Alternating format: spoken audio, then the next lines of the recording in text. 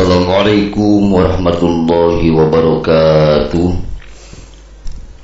Saudara-saudara dimanapun Anda berada, baiklah kita teruskan cerita silat Pasundan yang berjudul Raden Sumba, Pendekar Pajajaran.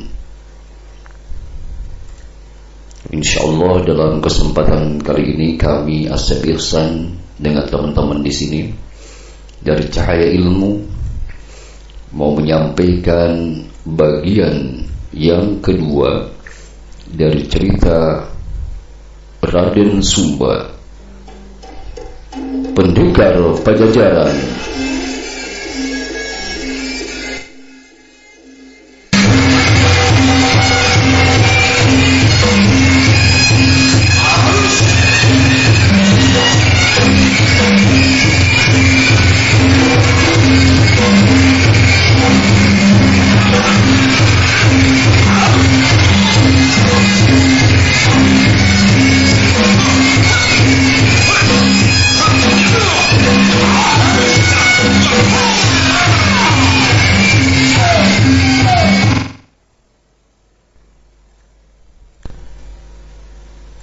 Bagian ketiga,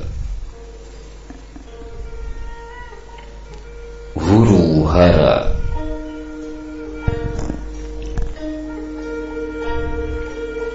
Saudara-saudara, benar rombongan itu adalah para tamu dari ibu kota Pakuan Pajajaran.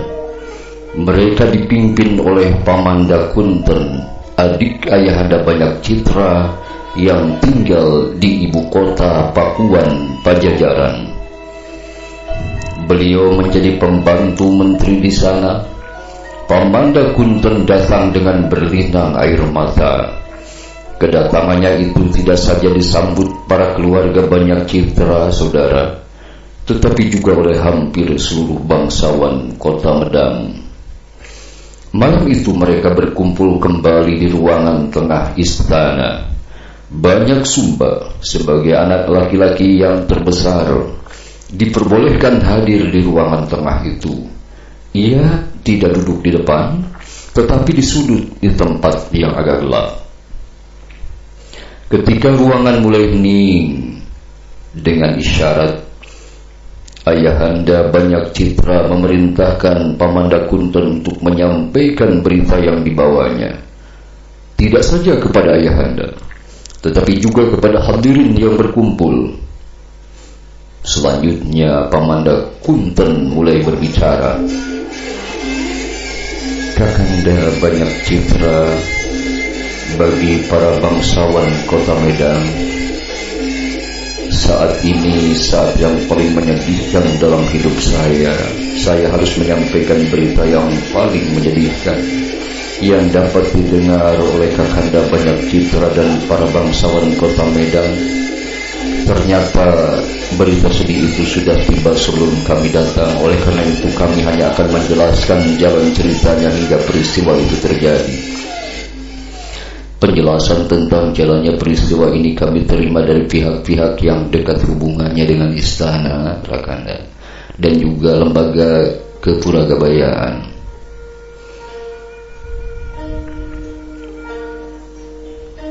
Menurut penjelasan itu, Rakanda, sudah beberapa lama Jante Jalwuyung memperlihatkan tingkah laku yang aneh.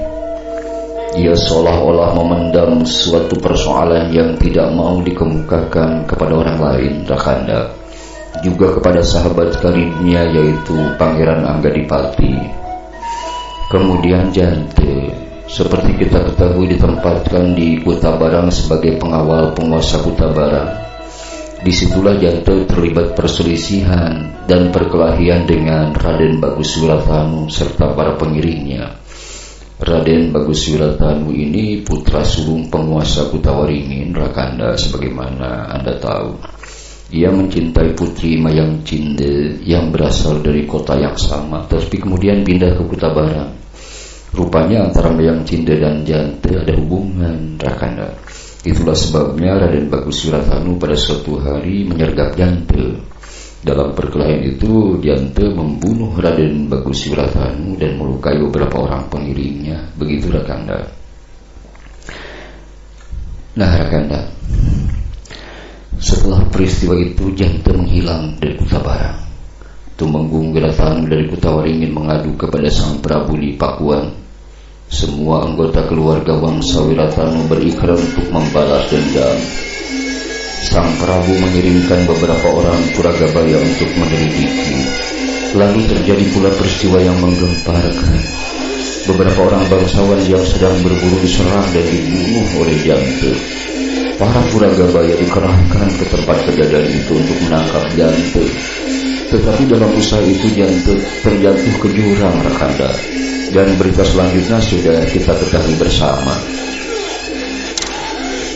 Cuman sebagai tambahan Kakanda, saya menyampaikan kepada Kakanda banyak citra dan para bangsawan kota Medan bahwa 2 hari sesudah kami berangkat, yaitu dari ibu kota, diberangkatkan pula serombongan utusan Sang Prabu untuk menyampaikan berita dan tanda bela sungkawa kepada kita semua. Demikian seluruh berita yang ingin kami sampaikan Kakanda. Teman-teman, selesai penyampaian berita itu, Ayahanda mendengus. Beberapa orang bangsawan kota Medan tetap menunduk. Tetapi beberapa lagi, yaitu ipar-ipar atau keponakan-keponakan terdekat, memperlihatkan sikap percaya. Ruangan hening, tapi dari sudut mata beberapa orang bangsawan tampak cahaya mata menyelidiki. Mereka seperti saling mencurigai.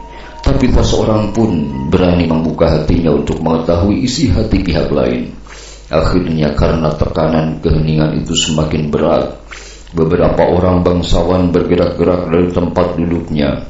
Ayahanda mendehem, kemudian berkata dengan berat tetapi lantang, "Punten, adikku.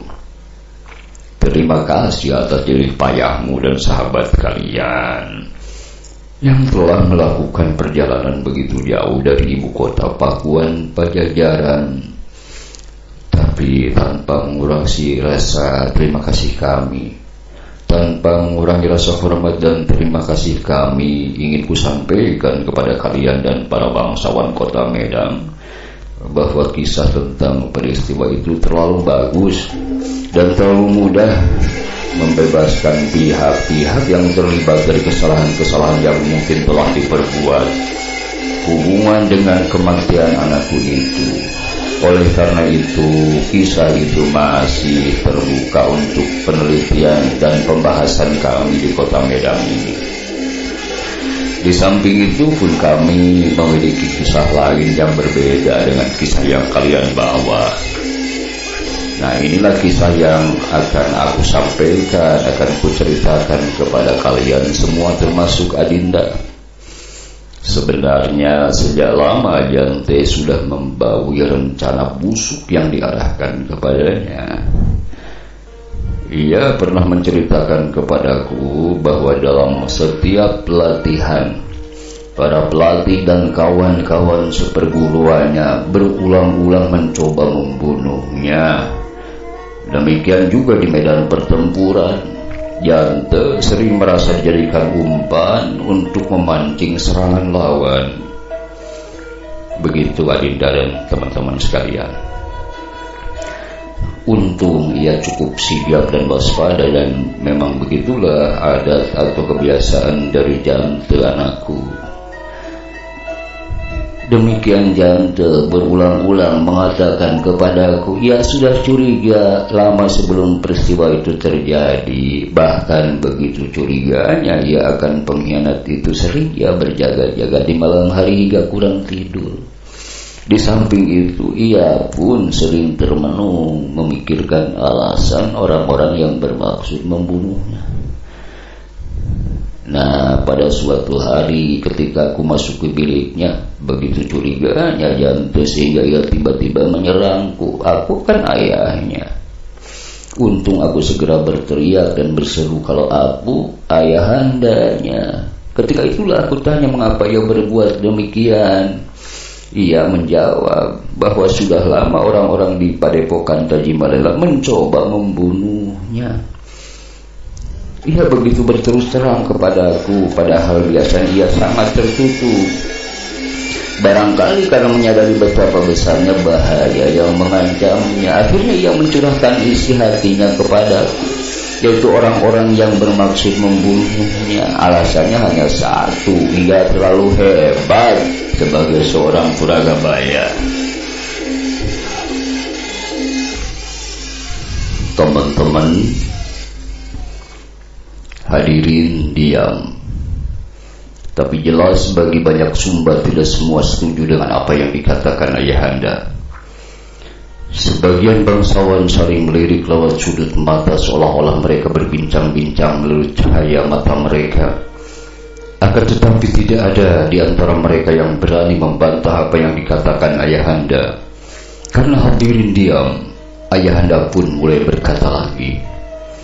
Mula-mula mereka mencoba membunuh anakku selagi latihan, dan seandainya ia meninggal ketika itu, dengan mudah mereka akan mengatakan bahwa Jante meninggal karena kecelakaan. Jante lolos dari tipu muslihat itu, maka dibawanya ia ke beberapa medan perang. Ternyata ia selamat juga. Akhirnya Bagus Wiratanu jadikan umpan, dan didapatlah alasan untuk memburu dan mengeroyok Jante secara pengecut. Semua itu dilakukan orang karena Jante terlalu hebat. Orang-orang iri kepadanya, dan karena ia salah seorang anggota Wangsa Banak Citra. Kita Wangsa Banak Citra yang dalam sejarah telah menurunkan orang-orang besar dan orang-orang perkasa bagi kerajaan. Aku malah bertanya kepada kalian, bukanlah tidak mustahil kalau ada keluarga bangsawan lain yang iri karena tempatnya dalam kehormatan direbut Jante? Bukan pula tidak mustahil kalau Wangsa Anggadipati, Wangsa Gagak Pranala, atau Wangsa Perbangkara menginginkan kehormatan yang dicapai oleh salah seorang wangsa kita, Wangsa Banyak Citra. Setelah berkata demikian, mata ayahanda mengawasi wajah para bangsawan yang hadir. Mendengar penjelasan terakhir itu, sebagian bangsawan tersadar dari impian. Mereka bangkit dan dengan menggeram menyatakan kemarahan mereka. Mereka bergerak-gerak dari tempat duduk seraya berpaling ke kiri dan ke kanan. Tampak bahwa akhirnya mereka melihat kebenaran yang dibukakan melalui kisah yang disampaikan ayahanda. Akan tetapi sebagian bangsawan itu diam saja. Di mata Raden Sumba mereka tampak ragu-ragu. Bahkan banyak Sumba menduga bahwa ada di antara mereka yang tidak percaya pada kisah ayahanda. Saudara-saudara dimanapun Anda berada, di antara mereka ini ada yang secara berani memperlihatkan sikap tidak acuh, yaitu Raden Pembayun Jakasunu, salah seorang bangsawan tertinggi yang terkaya di kota Medang. Ketika mengakhiri kisahnya, ayahanda mengarahkan pandangannya ke wajah Raden Pembayun Jakasunu ini.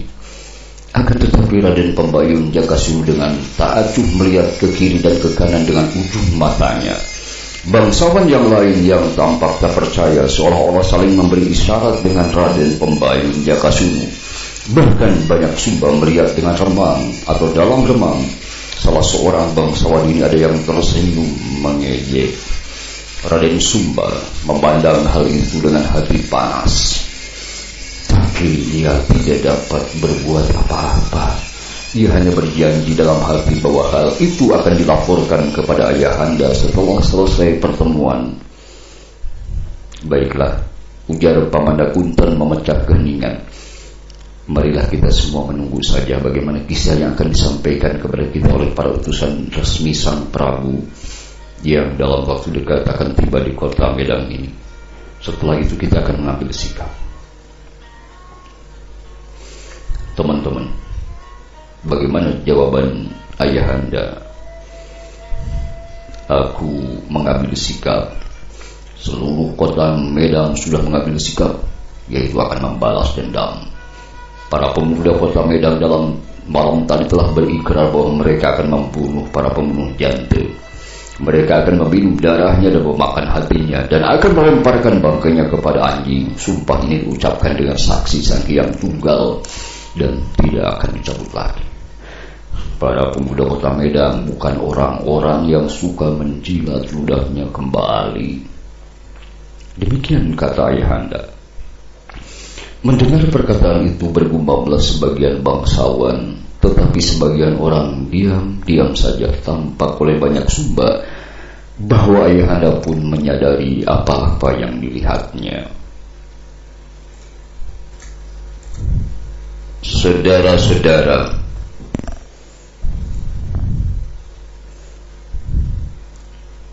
ketika pertemuan itu diakhiri, hari sudah larut malam. Tidak ada keputusan baru yang diambil, tidak ada ikrar baru yang diucapkan. Akan tetapi jelas bahwa keadaan sudah berubah dibandingkan dengan malam-malam sebelumnya, ketika para bangsawan sama-sama terbakar oleh amarah. Setelah kisah baru disampaikan, sebagian mereka jadi ragu-ragu, sedangkan sebagian kecil, yaitu Raden Pembayun Jakasura dan sahabat-sahabatnya, tampak acuh saja. Keesokan harinya dan hari-hari berikutnya, orang-orang di kota Medan tidak mempercakapkan hal lain kecuali tentang kisah-kisah kematian Kakanda Jante Jalubuyung. Di pasar-pasar, di pandai-pandai besi, di tempat tukang menganyam, di tempat ladang, di rumah-rumah, di sawah-sawah orang-orang terdekat, ada yang setuju dengan kisah yang pertama, ada pula yang percaya pada kisah yang kedua. Bahkan teman-teman, ada orang yang mulai bertengkar karena adanya dua kisah. Lebih dari itu, Raden Sumba pernah melihat bagaimana dua orang tukang kuda berbaku hantam karena yang satu percaya pada kisah yang pertama, yang lain pada kisah yang kedua. Pendeknya, perbedaan pendapat telah terjadi dan membagi penduduk kota menjadi beberapa golongan. Bukan saja di kalangan rakyat biasa, di kalangan bangsawan, priai, ningrat, menak, lebih-lebih lagi. Di kalangan ini perbedaan pendapat tidak terbuka, tidak open bar, tetapi tidak berarti lebih lunak.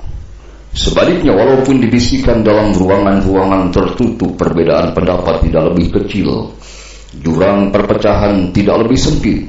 Oleh karena itu, Raden Sumba merasa tidak betah, bahkan gelisah dan cemas kalau ia harus berjalan-jalan di dalam kota. Sering sekali orang berhenti bicara kalau dia lewat. Bahkan orang-orang yang biasanya ramah tamah kini sering menghindarkan diri kalau berpapasan di lorong-lorong. Itulah sebabnya dalam beberapa hari belakangan ia lebih suka pergi keluar benteng seraya melarikan si Daud perlahan-lahan, menyusuri rumah-rumah, semak-semak, dan hutan-hutan kecil di sekitar kota Medan yang menjadi panas itu. Teman-teman, pada suatu pagi 5 hari setelah pertemuan para bangsawan di istana, barulah banyak Sumba punya kesempatan bertemu dengan ayahanda. Ketika itulah banyak Sumba menceritakan apa yang dilihatnya dalam pertemuan itu. Ia menceritakan bagaimana Raden Jakasura beserta sahabat-sahabatnya seperti menganggap sepele setiap perkataan ayahanda Banyak Citra. Mendengar keterangan itu, berkerutlah kening ayahanda Banyak Citra. Lalu beliau bertanya dengan sungguh-sungguh, Sumba, apakah mereka tersenyum mengejek, Mbak? Tampaknya kepada hamba demikian, ayahanda. Apakah mereka sering memberi syarat atau sering memandang penuh pengertian? Tanya beliau pula. Hamba tidak melihat hal itu, ayahanda. Hamba hanya melihat seolah-olah mereka bosan mendengar kata-kata ayahanda itu. Kemudian mereka tak acuh. Kalau ayahanda berbicara dengan penuh semangat, mereka tersenyum masam. Kenapa ya Ayahanda? Kalau begitu benar dugaanku, ujar Ayahanda setelah termenung beberapa lama. Banyak Sumba tertegun karena merasa penasaran. Bahkan Jagasunu dan kawan-kawannya akan mempergunakan kesempatan ini untuk kepentingan mereka. Mereka akan menjatuhkan Ayahanda dengan cara yang curang tampaknya. Banyak Sumba, untung kau beritahukan hal ini kepadaku, kepada Ayahanda. Kalau tidak, Ayahanda akan mereka pukul selagi lengah. Banyak Sumba, ketahuilah bahwa Jagasunu sangat mengingini kedudukanku sebagai penguasa kota Medang ini. Betapa tidak, ia sangat kaya, juga keturunan bangsawan. Yang kurang dariku hanyalah karena leluhurnya belum pernah ada yang jadi menteri. Nah, bukan orang seperti dia yang harus kucurigai dari dulu. Banyak Sumba, sebelum aku diangkat menjadi penguasa kota Medang ini, suatu malam di tengah jalan segerombolan penyamun menyerangku Sumba. Untung gulang-gulang kita sigap-sigap. Sekarang makin jelas bahwa perampok-perampok itu mungkin suruhan Jagasunu. Karena kalau aku mati, Sang Prabu akan menempatkan dia sebagai penguasa kota Medang ini. Mengertikah kau sekarang? Raden Sumba. Ya, tapi Ayahanda, hamba hanya melihat ya tak acuh. Sudah cukup gitu, Ayahanda.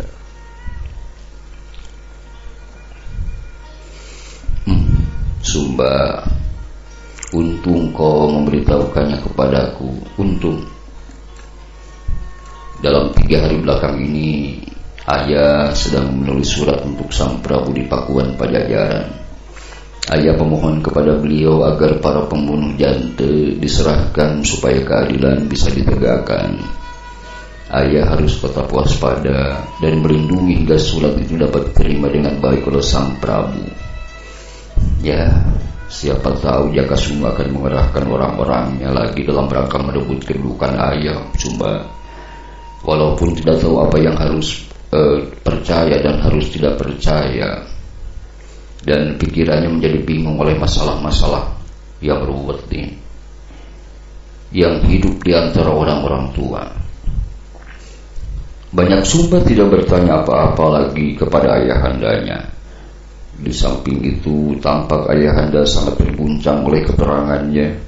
Banyak Sumba bahkan merasa menyesal telah menyampaikan apa yang dilihatnya dalam pertemuan. Akan tetapi ia pun merasa lega, sebab kalau dugaan Ayahanda benar, yaitu Raden Pembayun Jagasunu akan mempergunakan kesempatan itu untuk tujuannya sendiri. Banyak Sumba telah membantu menghindarkan hal yang tidak diingini itu. Bagaimanapun ia tetap bingung. Ia tidak dapat membedakan yang benar dan yang salah, yang nyata dari yang dikhayalkan, yang baik dari yang buruk. Itu pula sebabnya ia lebih suka pergi meninggalkan istana dan kota. Teman-teman, setelah percakapan itu banyak Sumba meninggalkan istana. Melalui gerbang kota bagian barat ia menuju telaga tempatnya ia bermain-main seorang diri atau berenang kalau hari panas. Di atas sidamuk yang telah tahu tujuan tuannya, Raden Sumba termenung.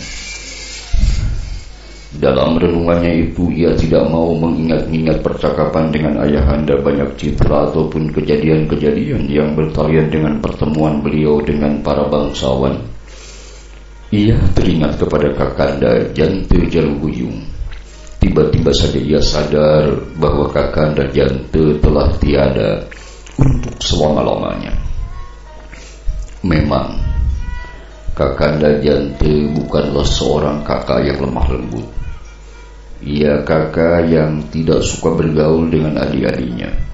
Ia kakak yang keras, yang tidak ragu-ragu mempergunakan tangannya kalau ada hal-hal yang tidak disetujui dari tutur kata atau tingkah laku adik-adiknya. Tetapi bagaimanapun, Kakanda Jante Jaluguyung adalah kakaknya. Di samping itu, Kakanda Jante kebanggaan keluarga, seorang putra bangsawan yang karena tingkah lakunya yang baik telah terpilih menjadi Puragabaya. Lalu bukanlah Sebenarnya Kakanda Jalewuyung sayang kepadanya dengan caranya sendiri.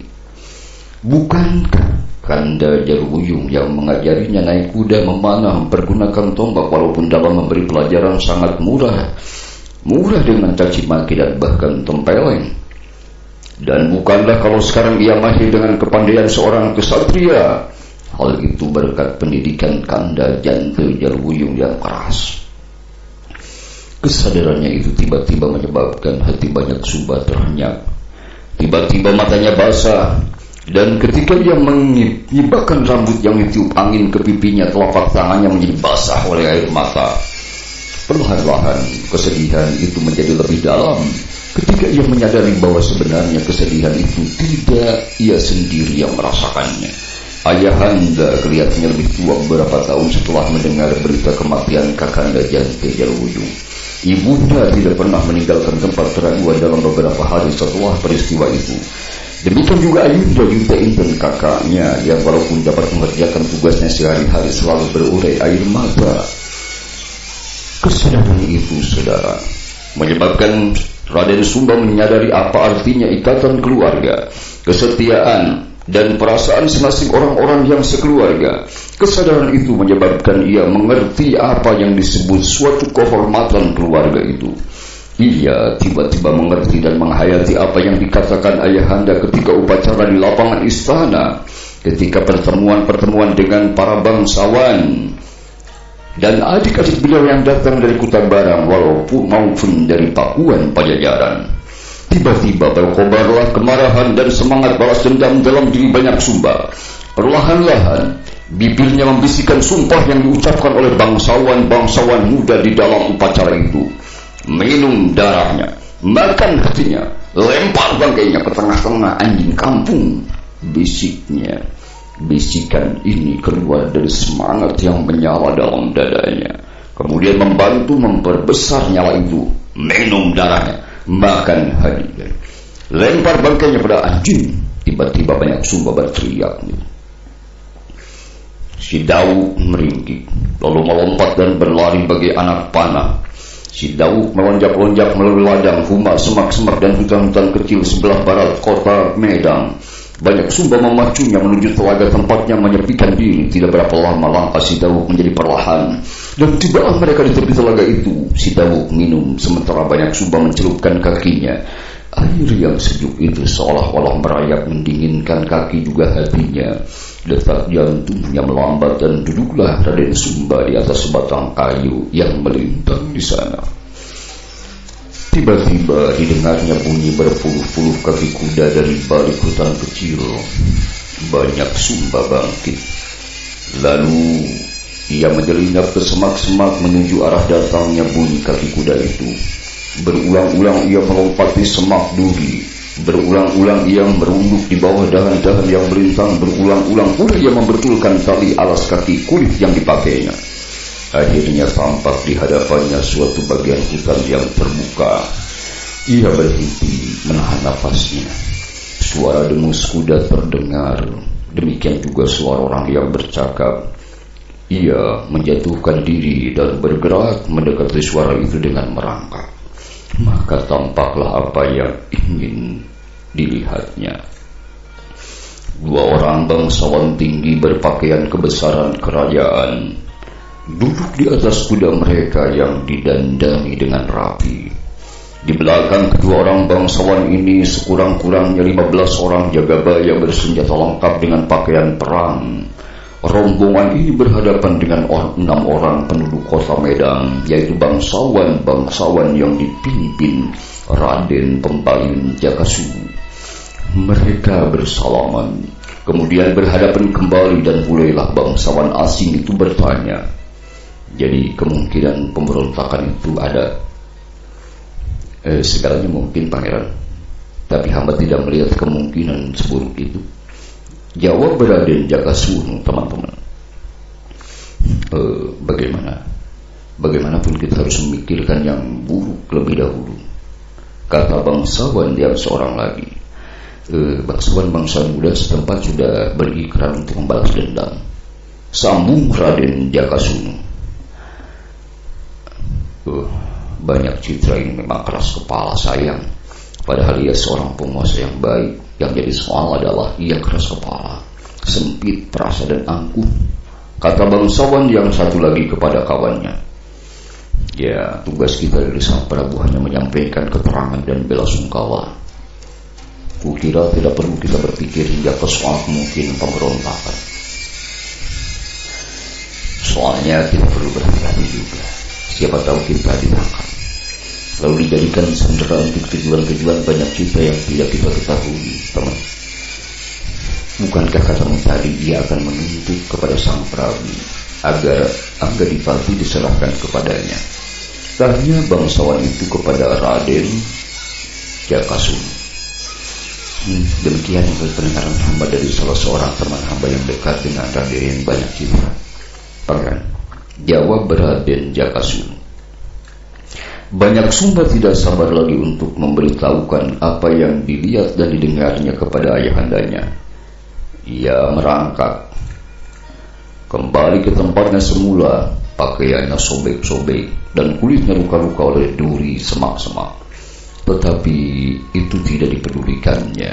Ia merangkak menuju si Dawuk yang sedang asyik makan daun-daunan di tepi telaga. Teman-teman, tampaknya bagian ketiga dari Raden Sumba, pendekar Pajajaran, telah selesai kami ceritakan. Terima kasih. Wassalamualaikum warahmatullahi wabarakatuh.